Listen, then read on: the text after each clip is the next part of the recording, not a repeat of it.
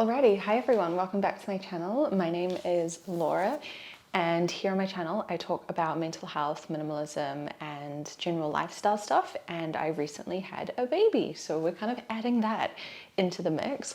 Also, my husband and I 4 months ago moved from New Zealand to Germany, so that's also kind of in the mix there. So there's kind of a lot of stuff going on.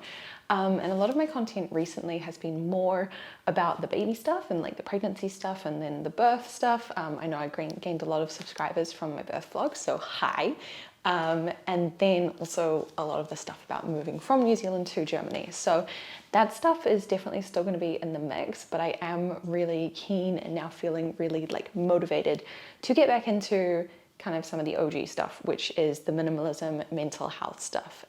So we're doing a fun one today and let's get into it. So I wanted to break down from my previous video where I talked about like what I am buying for baby, and I can link that up here. And now that I'm actually here with a newborn, in the newborn trenches, as they say, talk about what I'm actually using. And I will say my first caveat is that I wrote out most of this when baby was at 6 weeks, and baby's now at like 8-9 weeks, and a few of these have changed in the last couple of weeks. So that's sort of my first caveat, is that every baby is different and babies change a lot. So for example, a friend of mine who had her baby around the same time as me, her baby likes to be really nice and snuggled up and warm, whereas our guy runs pretty hot by himself. So she needs way more layers of clothing and needs to be rugged up way more and likes that a lot more than him. He overheats very easily. So that's just like one little difference there. But yeah, babies are very different and they change very fast. So let's get into what I am using as a minimalist, as someone who is trying to be intentional about what we are bringing into our home and what we are using for baby, and what I am not using. All right, first thing is that we are cloth diapering. We did this from newborn. A lot of people say like, oh, don't bother when they're a newborn because you got so much else on the go. For us, it just felt right to just jump straight into it, right? Everything's already chaotic. We were doing about 8 covers with about 15 pre-folds and then liners for during the day. We've just gotten some new covers that are going to grow better with him and that have better elastic. The ones on the previous ones are kind of worn out a little bit. And we're getting more of those pre-folds, ideally so that we can just space out how much we are washing, but we are, from what I can see, going to be using these same pre-folds for the next at least 6 months, and then he might go up a size from there. But those have been working really well for us. And although it means that we have kind of more in the house than if we were just doing like disposables, I think it's more from minimalism from the point of view of like we're using quality things, we're not just buying stuff and then having to throw it away. It just works better for us. With the cloth diapers, we're also doing reusable wipes. So we got these from the brand Avocado, like avocado, I'm not sure. But these have been really awesome. So basically we spray these with water and then use them to wipe him. And then we also use liniment, which is like a French thing that is like, it cleanses and cleans, but then also provides a waterproof layer. So it stops baby's butt getting too wet and getting nappy rash, which is awesome. So we've been using these in conjunction, and then all of this just gets chucked in the washing machine.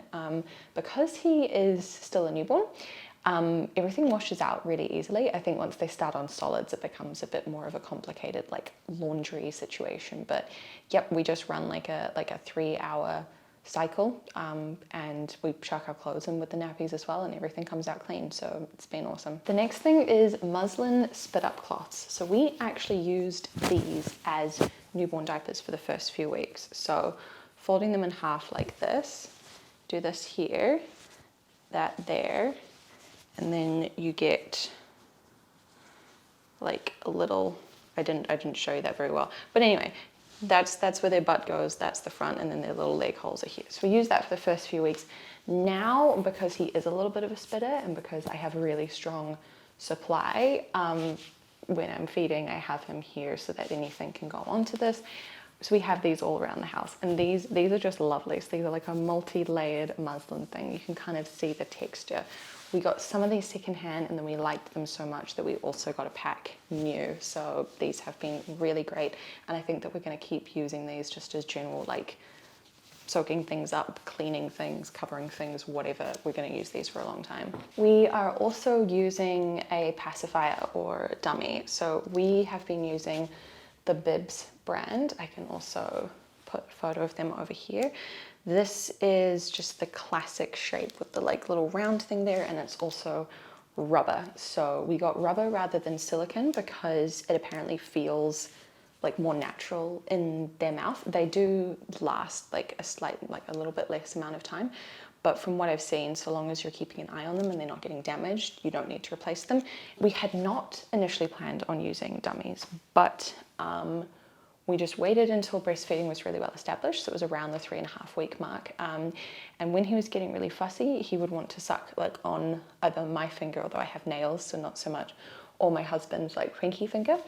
And I was kind of like, I think it's going to be easier on us to have something else that we can give him that isn't literally our finger, to help him to soothe himself. So we got the tester pack of the Bibs dummies that come with 3 different shapes. He did not like the 2 like ergonomic shapes. He just liked the classic one. That was it. So that has been really helpful for us. Also, our friend had the like ergonomic shaped ones and her baby would spit them out after a few minutes. So I gave her one of the new ones when we got another pack of the classic Bibs one, and her baby loves them. So there you go. I would definitely recommend these if your baby wants a dummy. I think that they're awesome. And particularly when we've been going through that sort of 6 to 8 week mark where they're extra fussy, having just another thing to help him to feel more calm has been really helpful. We don't have this in his mouth 24/7, but when he is struggling, it's another tool at your disposal. We just have a couple of these. It's not like we have a dozen of them. We are still being very minimalist, but it is very useful. His bassinet, we are now using this. I will admit that for the first couple of weeks, we were co-sleeping. He could not be calmed in like his own space. We could not do it. And so we practiced the 7 steps of safe sleep from La Leche League. It's just important that if you are going to end up co-sleeping, that you do it as safely as possible. My midwife was also aware that we were co-sleeping, so we were telling our medical professionals, so we weren't doing this in secret. And I think that that's also really important from a health point of view, but also from an anxiety point of view, that people do know what's going on. After a couple of weeks, we were able to transition him into his bassinet, which was just great for all of us. I was just sleeping so lightly that it was really tough. And I felt much better knowing that he was in a safe place, and now he is still in our room, but he's just kind of on the other side of the room in his bassinet, so that I don't hear all of his little baby noises quite as much. Obviously, if he wakes up and screams, I definitely hear him and I can help him. But yeah, the bassinet has been really nice, and he likes sleeping in it now. He actually enjoys being in that, which is great. And so he does naps during the day in that, sometimes in a stroller, a couple of times on me, while I've been awake. But yeah, he likes his bassinet, which is awesome.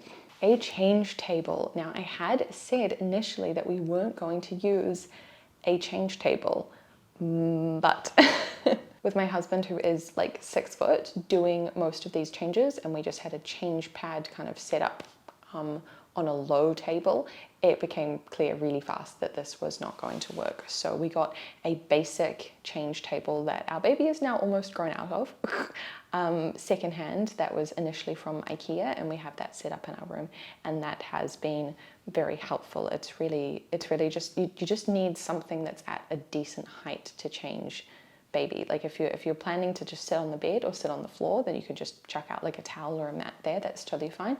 But my husband wants to stand to do this, so we need something that's at a decent height for him. That's kind of the conclusion that we came to. I don't super like the fact that we've got this change table and our baby's almost grown out of it, and we might have to get something even bigger. I'm not super stoked about that, but we need to keep ourselves like healthy and all of that. She says, looking at her posture, yeah, so it's a necessary thing for us right now. Next thing we are using and really enjoying is our Uppababy stroller. It has been fantastic. I'm just looking at it over there in the corner with a lot of love. This thing's been awesome. From 2 weeks when we were able to get out and go for walks again, I was told not to go out for walks before 2 weeks by my midwife, and I was very good. I waited till a day before 2 weeks. But we're using this every day at the moment, sometimes, well, most days twice a day actually, to be honest, and it's just awesome. So we have to walk this guy twice a day. Usually we go together to do that because my husband and I both aren't working at the moment, which has been lovely. And yeah, it's just fantastic. We could just load up everything that we need in it and just go. It's great, honestly. I have been using my Haakaa. I also got a second one from a friend, so I now have 2 of the original Haakaas and then 2 of the ladybugs. I've been using those kind of interchangeably a lot. I have very strong letdown, and so it can be really, really uncomfortable if I'm feeding on one side and the other side is like trying to expel milk, and then I end up going through breast pads like there's no tomorrow. So it just felt a lot more comfortable and made a lot more sense to use the Haakaa or to use the ladybug thing like in my bra to collect the milk. Yeah, I'm also now freezing that as well, and it also means I can collect it to then use for his bath. We are also using a mini potty, like a little mini toilet for him to go on. So I had done some research into elimination communication, which for those who don't know is basically just where you are trying to get communication from your baby when they make certain faces or do certain things that they need to go toilet, and then take them to the little mini potty toilet, hold them there so that they can then go. That's basically it. So it means that you are either using far fewer or just no diapers.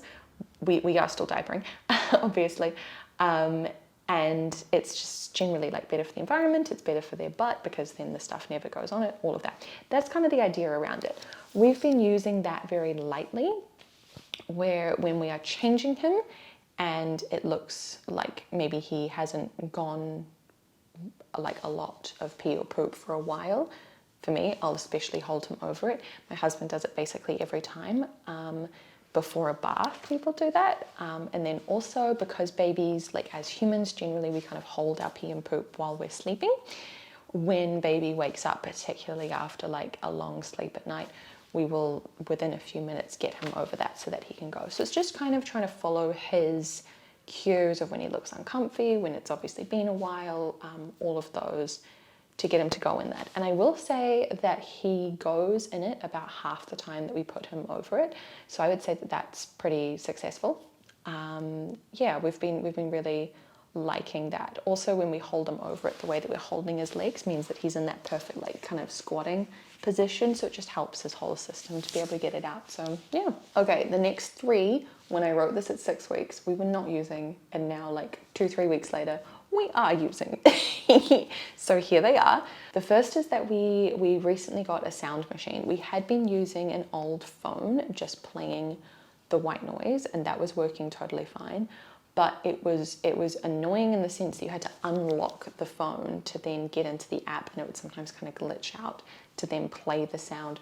The battery life wasn't great, and also the sound quality wasn't great. It was less of like a nice like ooh, and more of like a heh. It wasn't as relaxing as it could be. So we ended up getting a sound machine for fairly cheap. So that's been really nice, and I found it a lot more relaxing at night as well. My Medela hand pump. I was not using this up until I think it was basically 2 weeks ago, because I was just collecting kind of passively with the Haakaa, where it just has very gentle suction. But I got to a point where like this boob lets down very fast straight away. This one takes a little bit longer, but then they both produce really well. I think because this one is taking longer and is just slightly larger, it was hard for baby to feed on this side, and it would get to a point where he was really tired, really hungry, and he'd just be screaming into my boob, which was not fun. And I wasn't sure how to approach it, and I decided to try pumping first because I wasn't able to get much with the Haakaa. pump first to kind of help it to be similar size to this one. And then I also realized that because I was pumping first, it was kind of getting over that hump of getting the milk going so then he could feed easier. And so that was really great. However, because the supply is really strong, I would pump like a whole bottle in a few minutes. So anyway, I have been doing that now, especially at night, because if you don't know, your boobs just end up really full at night, and so it can be really hard for them to latch onto that. So I've been using that, and now also freezing that so that I have a really good supply available frozen. The carrier, he did not like the carrier for a while. But again, it was around that like 7.5 week mark with that really kind of peak fussiness that I broke out the carrier again to just try it, to just see if that would help him. And he ended up sleeping on me for 2.5 hours, which I was pretty tired by the end of that. But he has now fallen asleep in the carrier a few times in the last couple of weeks when he's been upset. It's the wrap carrier. It's not stretchy. It is solid, but yeah, he's been really liking that for when he's been overtired the last few weeks. I also had to solo parent for about 36 hours, and during that time I needed to go over to the supermarket, so I put him in the carrier then to take him over, and he fell asleep during that as well. So yeah, I was gonna say before, when we weren't using the carrier, that I was sure that we would come back around to this, and we have now definitely. All right, things that we are not using now at 8 weeks. Firstly is a bouncer. I got a really basic one secondhand a few weeks into having him, because he seemed to really want to be held like on an angle like this, but our arms and backs and shoulders were just getting so tired. So slightly out of desperation, it's a little bit of a desperation purchase, I got this secondhand. It's not nearly as nice as the Baby Bjorn bouncer. My friend has one and he really liked that. This one's not super great, and yeah, he's never really been happy in it. I think there's been 2 lots of like 10 minutes that he's been happy in it in the last 9 weeks. So yeah, we're not really using that. It's looking at me from the corner. It does also convert to be like a cute little toddler seat. So I think that we might end up keeping it for a while, and then maybe once he's got a bit more head control, we might end up using it like at the park or something. I don't know, we'll see. Baby soap. I did buy baby soap, but we haven't used it because basically we were told that when they're this little, they don't need that soap to cleanse them. So we just do baths with water and breast milk, and that has worked totally fine for us so far. Sleep sacks. He hates his sleep sacks. I don't know if it's because he was too warm in them, because he was really rugged up in those first couple of weeks. I think before we worked out that actually he runs fairly warm. You know, it was middle of winter. The thing is, inside our house is at like 21 degrees constantly, so it's not cold. But anyway, he was already rugged up, and then I put the sleep sack on him.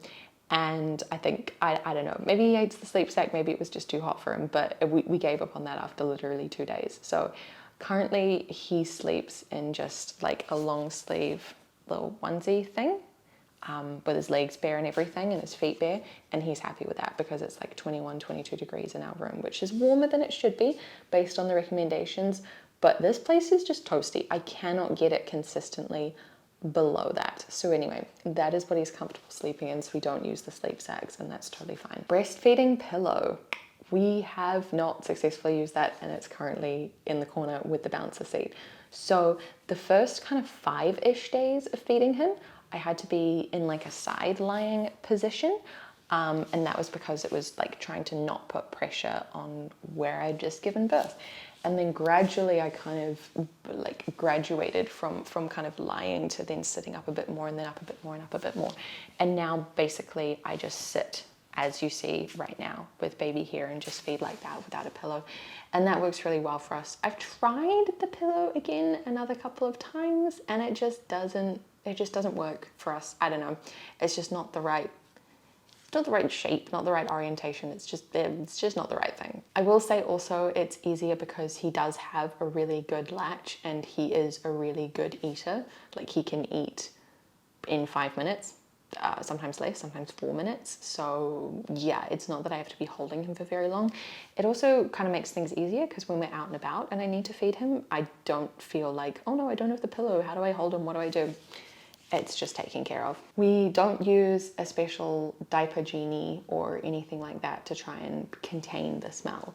So the kind of thing with cloth diapers is that you basically store them in a ventilated kind of system. So you either put them in the washing machine with the lid open, or we have some hanging bags that we then leave unzipped, and it doesn't smell. People will be like, what do you mean it doesn't smell? Of course it smells. Like it really genuinely doesn't. I think it smells more in the bedroom where we change him than it does in the bathroom where we actually keep the dirty diapers for like up to 2 days, right?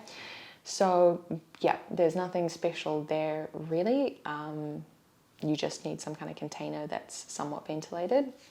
It's all good. We are not using baby nail clippers or nail files. Trust me, we need to cut his nails because the few scratches we've got on his cheeks have just broken my heart, but I literally just bite them. It's just the safest and easiest thing to do, honestly. We are not using Swaddles.